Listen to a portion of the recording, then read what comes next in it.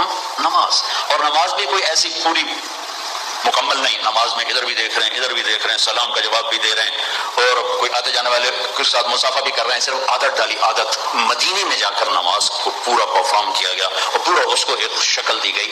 3 साल उसकी आदत डाली गई, आदत डाली गई। तो ये लगता है 10 साल तरबियत का एक हिस्सा है और एक अखलाक का, जिंदगी का सबक मिला है। फिर उसके बाद जब हुक्म आते चले गए नमाज, तो फिर कोई हमारी तरह बेनमाजी नहीं था। शराब छोड़ दो तो फिर कोई छुप के शराब पीने वाला नहीं था।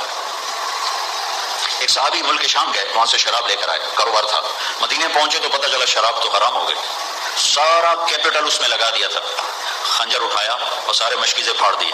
तो किसी ने कहा अल्लाह के बंदे इसमें नमक डाल देते तो ये इसमें सिरका बन जाता, तो सिरका बेच लेते, कुछ पैसे तो आ जाते। कहा जब हराम है तो हराम है, रिस्क अल्लाह के हाथ में है, इसमें नहीं है। जुआ छोड़ दो तो एक आदमी जुआ खेलने वाला न बना, रोजा रखो तो एक आदमी रोजा छोड़ने वाला नहीं।